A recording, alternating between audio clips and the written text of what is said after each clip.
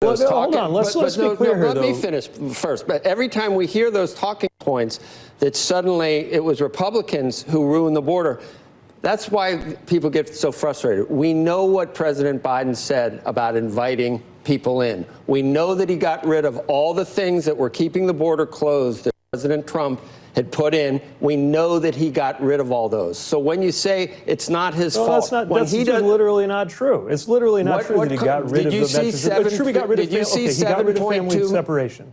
Did you see 7.2 million people come in during the Trump administration? It was a trickle. He got rid of the policy to tear children out of the arms of their parents. That's true. What's up, everybody? Major Retired Richard Ojeda here. And in a recent exchange between Joe Kernan and Transportation Secretary Pete Buttigieg, tensions flared as Kernan vehemently placed the blame on President Biden for the perceived shortcomings at the border. I mean, literally since the Reagan administration, right?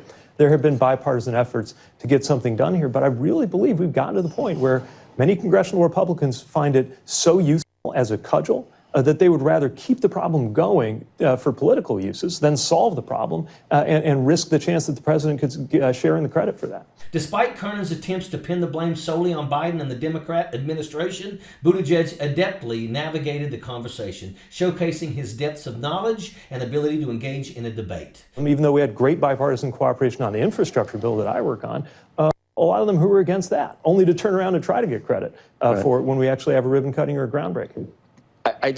The reason that some of these numbers stay where they are is because it just seems like instead of actually owning some of the issues that we have, instead of acknowledging that the president maybe has lost a step, the administration keeps saying, "Don't believe your lying eyes," and that's why you're at 18%. Respectfully, I think congressional Republicans are saying, "Don't believe your lying eyes," which is why they're polling at about 15% right now. I know that right Congress now, is never going to.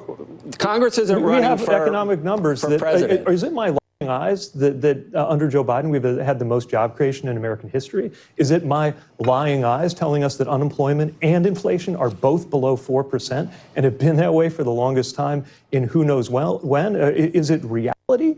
Or is it spin? Buttigieg emphasized the need for understanding the multifaceted nature of immigration policy and its implications, countering Kernan's simplistic narrative. Kernan's frustrations seemed misplaced as Buttigieg skillfully addressed the issue, demonstrating his superior grasp of the facts and his adeptness in navigating contentious discussions. Kernan's accusations of lying eyes, reminiscent of the famous Eagle song, was swiftly brushed aside by Buttigieg, who dismantled Kernan's argument with ease. Buttigieg's calm demeanor and unwavering focus on factual accuracy stood in stark contrast to Kernan's emotional rhetoric. Despite Kernan's attempt to challenge Buttigieg, his arguments fell flat, revealing a lack of depth and understanding on the topic. Instead of engaging in meaningful discourse, Kernan resorted to weak accusations, further diminishing his credibility in the exchange. Pete Buttigieg's handling of the exchange exemplified his professionalism and expertise, leaving Kernan stuttering and grasping for words. Buttigieg's strategic use of facts and logical reasoning effectively dismantled Kernan's arguments, leaving no room for rebuttal. In the end, Buttigieg emerged as a clear victor, demonstrating his superior intellect and communication skills.